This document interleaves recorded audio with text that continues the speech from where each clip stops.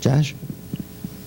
I don't have a whole lot to add. Clearly, Claudio has been hanging out with me a lot in the hybrid room. I use the femoral artery really as kind of the gatekeeper to the vascular tree, and the rate of femoral disease in the southeast, I think, is staggering, and we see common femoral arterial disease almost with every patient that, to some degree, that we treat.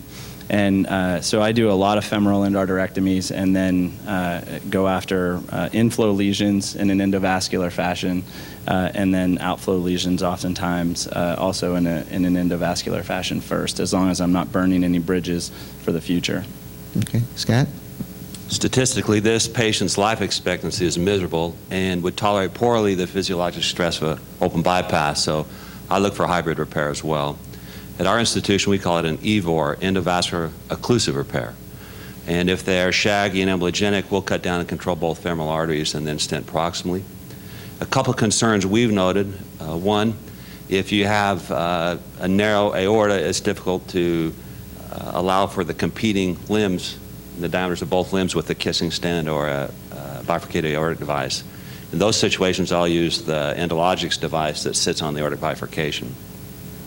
The other problem we found is we have a high rate of wound complications, and perhaps they're malnourished patients, they have prolonged cases. I think we're concentrating with the endovascular part, and we're not paying attention to the wound itself, maybe being a little heavy-handed with retractors, and the sterile technique's not up to par.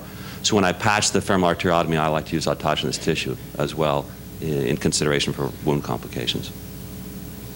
Okay, anybody have any other suggestions? Or now I can tell you, back in the day, this patient would have had an aortal bifem. And it's sort of interesting to me now how we've sort of progressed, but this patient would have already had their aortal bifem done by now.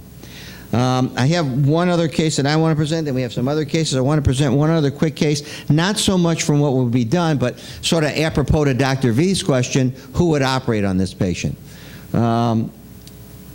This is a 68-year-old diabetic female who complains that she can't walk from her mailbox and she wants something done. She can't walk to her mailbox. She's having difficulty getting around. She has no rest pain. She has no tissue loss. These are her angiograms. As you can see, the aorta doesn't really look all that bad.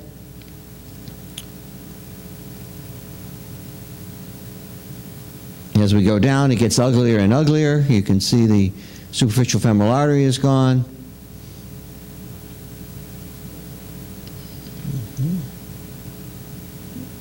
She does reconstitute a popliteal segment, but then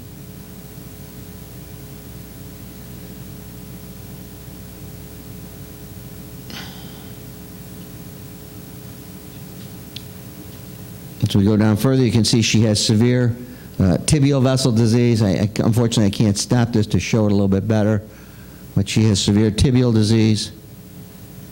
So obviously, it's a 68-year-old female, diabetic, can't walk to her mailbox. She wants something done. She has no rest pain. She has no tissue loss. She just can't walk the way she wants. So looking at those arteriograms, my question to the panel is, who would intervene on this lady and who wouldn't?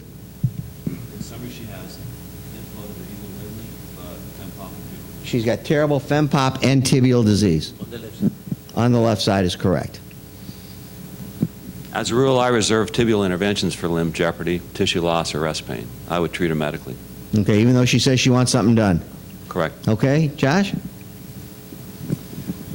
Yeah, I follow pretty much the same philosophy. I don't go after tibial lesions, usually for claudication. Okay. And I will try to see if she has control of the risk factors and see if we can give her a optimal medical treatment, try to coach her to do some exercise and see if she can get better. Okay, and if she doesn't? And if she doesn't, of course, you can always offer her something, you know. Maybe you can offer her to improve the inflow by doing a recanalization of the SFA. I'm not the guy, I'm not very enthusiastic with that, not because we don't have the tools. I don't think that, you know, they do very, very well with that. Okay.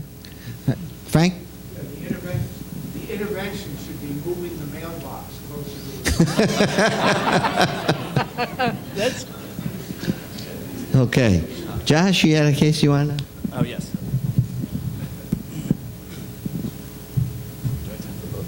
Why don't you present? Okay, all right, sounds good. All right, perfect.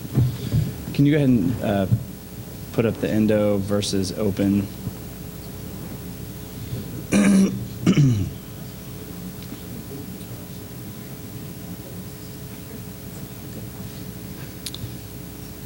Okay, so this first patient is a 53-year-old male with diabetes, hypertension, hyperlipidemia. He's a pretty big-sized guy who comes in with very lifestyle-limiting right lower extremity claudication, says he can't go and start walking to lose weight because he can't walk more than a block.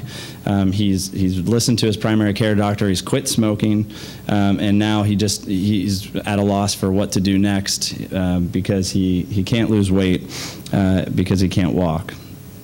He's got an ABI of 0.65, oops, sorry, ABI of 0.65 on the right, toe pressures of 48. He's got, I'm going to go through his diagnostic arteriogram pictures here first. Looks like this, he has, I'll just tell you, he has very good inflow, no problems at all with that. But as you can see, does this laser, did you say this laser was working or wasn't working? You know what, it's not, but mine is. Oh, awesome. Thank you very much. Yep, got it. What you can see is that his SFA is missing here. And then I'm going to get a little bit, he has an SFA occlusion that reconstitutes the above knee popliteal artery.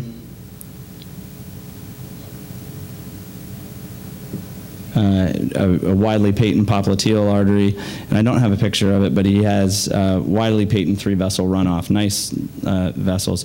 One of the things that we did on this arteriogram, you can see is a high-grade stenosis of his profunda at its origin, and magged up picture just of that. So this is a high-grade stenosis of his profunda origin, as well as a flush occlusion of the superficial femoral artery at its origin. So I think we'll stop there and let you continue. That's great. Okay, so now, and I'm sorry, his primary indication, his problem is claudication? It's claudication. Okay, so here's claudication. So I guess the first question is, who would do anything for this? How far can he walk? He walk a block, 2 blocks? Maybe. Okay. On a good day. All right, so maybe he walks a block claudication. So first of all, he has basically profunda stenosis, superficial femoral artery occlusion. He wants something done.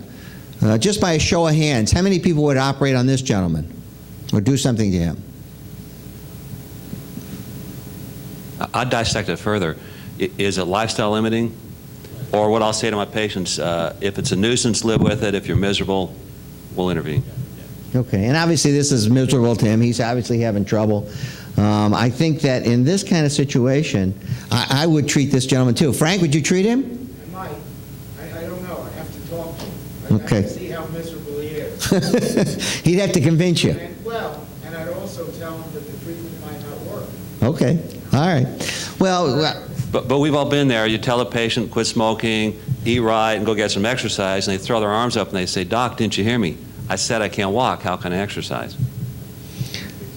okay, so if we're going to treat this patient, Scott, how would you treat this gentleman? I'd go after an endo, and I'd look at that profunda stenosis. I think you can improve the inflow quite a bit by working on that. That being said, the profunda deserves a lot of respect. They're very fragile vessels. The wall is thin, and it's easy to perforate. What you don't want to do is knock off some collaterals and, say, perforate it or cover it. So I might try to intervene endovascularly. I'd access it from the contralateral approach. I might try to modify the compliance by doing an atherectomy or using a contour cutting or sculpting balloon, and then gently balloon it after that, endeavoring not to dissect and require a stent, and working hard not to perforate. Claudio? Well, my concern here is, again, is the profunda one. The second one, do I have, and you are not showing me, Josh, what's going on. It's a flash occlusion. It's a flush. So my concern is if I do something endo, and I'm going to try to reopen the SFA. So going antegrade is going to be difficult because, trying to get into there is difficult.